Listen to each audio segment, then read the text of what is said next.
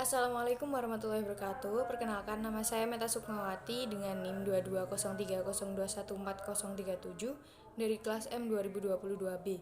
Di sini saya akan menjelaskan tentang Pancasila sebagai paradigma.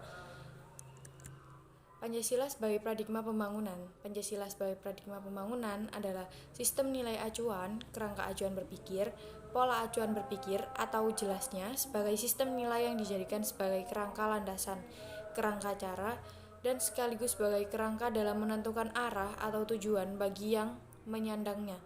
Pancasila merupakan dasar negara bagi bangsa Indonesia. Pancasila sebagai paradigma artinya nilai-nilai dasar Pancasila secara normatif menjadi dasar, kerangka acuan, dan tolak ukur sebagai segenap aspek pembangunan nasional yang dijalankan di Indonesia. Identifikasi Pancasila sebagai paradigma pembangunan terdapat 5 bidang: bidang politik, bidang ekonomi, bidang sosial budaya, bidang pertahanan dan keamanan, bidang iptek. Juga Pancasila sebagai paradigma pembangunan kehidupan umat beragama bangsa Indonesia. Pertama, pada bidang politik, Pancasila sebagai paradigma pembangunan politik, sistem politik Indonesia yang sesuai Pancasila sebagai paradigma adalah sistem politik demokrasi. Maka kekuasaan Indonesia adalah dari rakyat, oleh rakyat, dan untuk rakyat. Nilai demokrasi politik sebagaimana terkandung dalam Pancasila sebagai fondasi bangunan negara yang dikehendaki oleh para pendiri negara kita dalam kenyataannya tidak dilaksanakan. Dalam realisasinya pada masa Orde Lama dan Orde Baru, negara mengarah kekuasaannya hanya kepada presiden. Warga Indonesia ditempatkan sebagai pelaku atau subjek politik, bukan objek politik.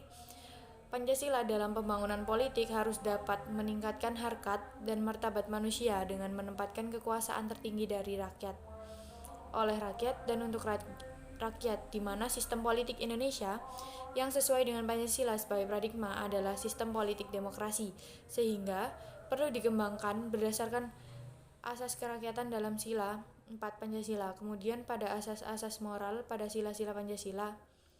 Maka, secara berturut-turut, sistem politik Indonesia dikembangkan atas moral ketuhanan, kemanusiaan, persatuan, kerakyatan, dan keadilan. Selanjutnya, bidang ekonomi.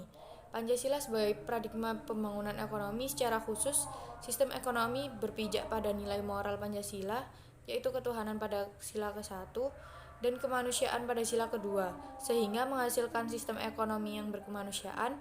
Pancasila sebagai paradigma pembangunan ekonomi lebih mengacu pada sila keempat Pancasila, sementara pengembangan ekonomi lebih mengacu pada pembangunan sistem ekonomi Indonesia. Politik ekonomi kerakyatan lebih memberikan kesempatan, dukungan, dan pengembangan ekonomi rakyat yang mencakup koperasi, usaha kecil, dan usaha menengah seperti pilar utama pembangunan ekonomi nasional berdasarkan atas asas kekeluargaan.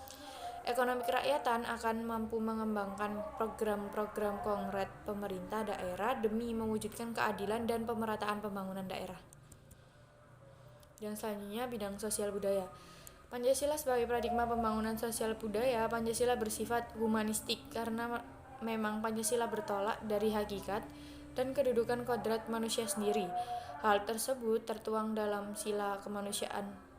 Manusia harus dapat mengembangkan dirinya dari tingkat homo menjadi human. Berdasar sila persatuan Indonesia, pembangunan sosial budaya dikembangkan atas dasar penghargaan terhadap nilai sosial dan budaya-budaya yang beragam di seluruh wilayah Nusantara menuju pada tercapainya rasa persatuan sebagai bangsa. Perlu ada pengakuan dan penghargaan terhadap budaya dan kehidupan sosial berbagai kelompok bangsa Indonesia, sehingga mereka merasa dihargai dan diterima sebagai warga negara. Paradigma baru dalam pembangunan nasional berupa paradigma pembangunan berkelanjutan yang dalam perencanaan dan pelaksanaannya perlu diselenggarakan dengan menghormati hak budaya komuniti-komuniti terlibat di samping hak negara untuk mengatur kehidupan berbangsa dan hak asasi individu pembangunan berkelanjutan. Bidang selanjutnya, bidang pertahanan dan keamanan. Salah satu tujuan bernegara Indonesia adalah melindungi segenap bangsa Indonesia dan seluruh tumpah darah Indonesia. Hal ini mengandung makna bahwa tugas dan tanggung jawab tidak hanya oleh penyelenggara negara saja, tetapi juga rakyat Indonesia secara keseluruhan. Atas dasar tersebut, Sistem pertahanan dan keamanan adalah mengikut sertakan seluruh komponen bangsa. Sistem pembangunan pertahanan dan keamanan Indonesia disebut Sistem Pertahanan dan Keamanan Rakyat Semesta.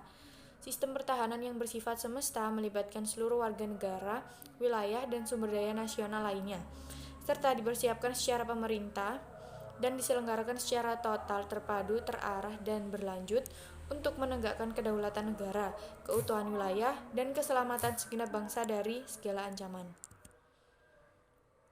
Bidang selanjutnya, bidang iptek. Pancasila sebagai perkembangan iptek yang semakin cepat bisa mempengaruhi segala aspek kehidupan dan budaya, bisa berpengaruh positif tetapi juga bisa berpengaruh negatif. Apabila di era modern ini masuknya iptek disengaja atau tidak akan membawa nilai-nilai asing yang dapat mempengaruhi gaya hidup, sikap hidup, maupun pemikiran kita, iptek mampu membantu manusia dan memudahkan kehidupan manusia. Selain itu, iptek penting bagi lembaga pendidikan sehingga iptek tidak bisa dipisahkan dari lembaga pendidikan. Iptek dengan pendidikan memiliki hubungan yang erat karena pendidikan sangat dipengaruhi oleh perkembangan iptek dan iptek merupakan salah satu materi pengajaran sebagai bagian dari pendidikan. Oleh karena itu, agar iptek bisa membantu untuk memudahkan kebutuhan manusia, maka dalam menggunakan iptek harus dengan cara yang tepat. Pancasila sebagai paradigma pembangunan kehidupan umat beragama bangsa Indonesia sudah dikenal dari dulu sebagai bangsa ramah dan santun. Indonesia juga terdiri dari suku, etnis, bahasa, dan agama, namun penduduknya saling kerjasama untuk meraih kemerdekaan Indonesia. Paradigma toleransi antar umat beragama untuk menciptakan kerukunan dalam beragama, perspektif Piagam Madinah yang intinya adalah sebagai berikut. Semua umat Islam meskipun dari banyak suku merupakan satu komunitas. Hubungan antara sesama anggota komunitas Islam adalah antara komunitas Islam dan komunitas lain didasarkan dari berbagai prinsip, yaitu bertenaga dengan rukun, saling membantu dalam menghadapi musuh bersama, membela yang teraniaya, saling menasihati, dan menghormati mengenai kebebasan beragama. Sekian yang dapat saya sampaikan, kurang lebihnya mohon maaf. Wassalamualaikum warahmatullahi wabarakatuh.